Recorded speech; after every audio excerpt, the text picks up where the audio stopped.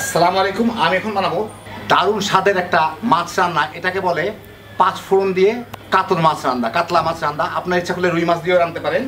রান্নাটা যেমন সহজ, খাইতে অসাধারণ। বিশেষ করে পাঁচফোড়নের ফ্লেভারটা এর স্বাদকে যে কতখানি বাড়া দেয় একবার না বানাইলে বুঝবেন না।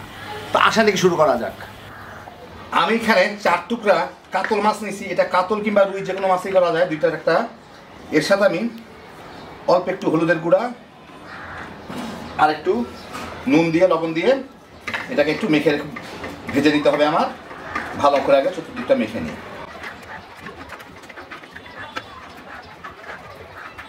মোটামুটি মাখা হয়ে গেল। আমি এখন এগুলোকে একটু ভেজে নিব। মাছ অল্প দেখে আমি একটা ছোট কড়াইয়ে 2 টেবিল চামচ সরিষার তেল গরম করে নিয়েছি। ওর মধ্যে মাছগুলোকে আমি ভেজে নিব।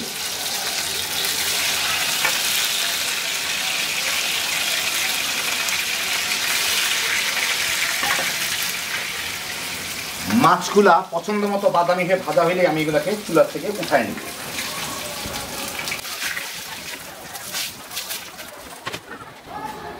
এই একই তেলে আমি 3টা আলু কেটে রাখছি এইভাবে লম্বা লম্বা করে। এগুলো কাটতে মাছের সাথে ভালো লাগে, ওইগুলো দিয়ে ভেজে নেব।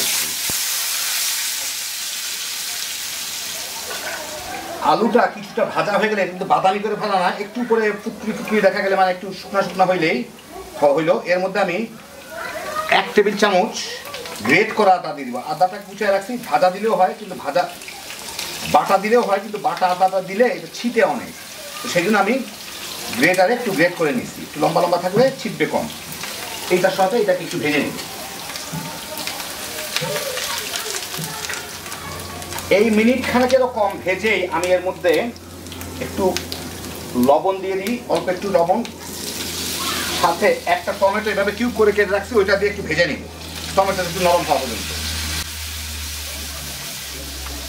একই সাথে এখানে আমি দিয়ে দিই, এইখানে আমি একটু হলুদ দিলাম, প্রায় 1.5 চা চামচের মতো। যার যার পছন্দ মতো হলুদটা দিবেন। জিরার গুঁড়া দিয়ে দিচ্ছি আধা চা চামচ, আর ধনিয়ার গুঁড়া দিয়ে দিচ্ছি 1 চা চামচ।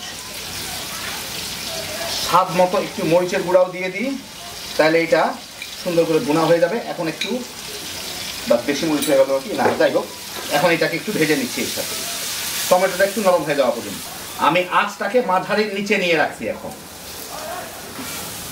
মিনিট 2 ভেজে নিলাম। আজকালকার টমেটো গলতেও যাচ্ছে না, মোটামুটি একটু গলছে, বোধহয় ভালো কেমিক্যাল মারছে। যাই হোক, কিছু করার নাই। এর মধ্যে আমি একটু পানি দিয়ে দিই, আলুগুলা যাতে ডুবে, যাতে আমার আলুটা সিদ্ধ হয়ে যেতে পারে। যে যেরকম যা পছন্দ মতো ঝোল রাখতে চান সেরকম দিয়ে। আমি আরেকটু দেই, লবণটা একটু খেয়ে দেখি নুনটা ঠিক আছে নাকি। ঠিক আছে। এখন এর মধ্যে আমি মাছগুলাকে দিয়ে দিই, ফাঁকে ফুঁকে বসায় দিই যাতে নিচে যায়। আর সামান্য একটু পানি দিয়ে দিই, কারণ শুকায় যাবে কিছুক্ষণ পরেই। আমি খুব একটা ছোট কড়াই নিছি, অল্প মাছ দেখে। এখন এইটাকে আমি ঢেকে জাল দিব, আলুগুলা সিদ্ধ হওয়া পর্যন্ত 2-1 বার হয়তো নেড়ে দিব। প্রায় 10-12 মিনিট জাল দিচ্ছি আমি। এর মধ্যে মাছগুলাকে আমি একবার উল্টাই দিছিলাম। আলুগুলাও, ঝোলগুলাও কমে গেছে, আলুগুলাও সিদ্ধ হয়ে গেছে। এখন এর মধ্যে আমি কয়টা কাঁচামরিচ, লাল মরিচ দিব। দিয়ে এইটাকে আমি পাশের চুলা রেখে দিব। পাশের চুলা জ্বলতেছে না, জ্বলা ছাড়াই রেখে দিব। দিয়ে আমি এটা বাগারটা রেডি করবো। এখানে আমি 2 চা চামচ সরিষার তেল দিয়ে নিছি। এটা একটু গরম করে আমি এর মধ্যে একটা তেজপাতা আর 1 চা চামচ পাঁচফোড়ন দিয়ে বাগার দিব। এটাকে গরম হয়ে নিই। তেলটা মনে হয় গরম হয়ে গেছে। কোনো ধোঁয়াটা উঠানোর দরকার নাই, যা আছে তাই। কারণ তেলে ধোঁয়া উঠলে কিন্তু মনে রাখবেন তেল নষ্ট হয়ে যায়, ওই তেলটা আর ব্যবহারযোগ্য থাকে না।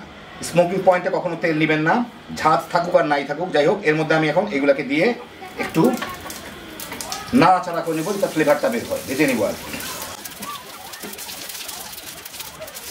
এই কয়েক সেকেন্ডের মধ্যে দেখেন রং বদলা গেছে, সবগুলো ভাজা হয়ে গেছে। প্রায় পাঁচফোড়ন সুন্দর একটা ঘ্রাণও বের হয়ে গেছে। এখন আমি এইটাকে উঠাই নেই। হ্যাঁ, হয়ে গেছে। এইটাকে নিয়ে আসি এখানে, এনে দেখেন ঝোলটুকু শুকায় গেছে। রাখতে রাখতেই এর মধ্যে আমার এই বাগারটাকে এখন দিয়ে দিতে হবে।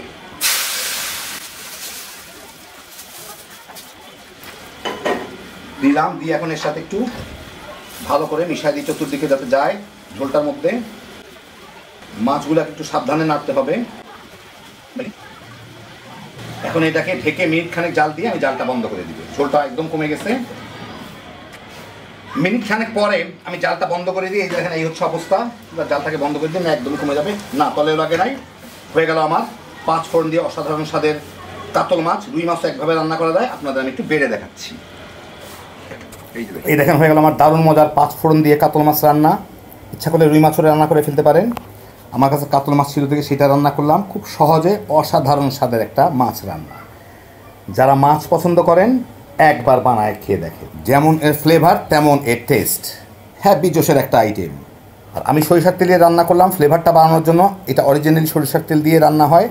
আপনারা কেউ যদি চান সয়াবিন তেল দিয়েও রান্না করে ফেলতে পারেন, কিন্তু এখন সয়াবিন আর সরিষার তেলের তো একই দাম। দেশি তেল 20 টাকা বেশি দাম হলেও ব্যবহার করব। তো যারা মাছ পছন্দ করেন খালি বানাইবেন, গরম গরম ভাত দিয়ে তামা তামা করে খেয়ে ফেলাইতে পারবেন। আল্লাহ আপনাদের সবাইকে ভালো রাখুন, সুস্থ রাখুন, নিরাপদে রাখুন। ইনশাআল্লাহ বেঁচে থাকলে আবার দেখা হবে। আল্লাহ হাফিজ।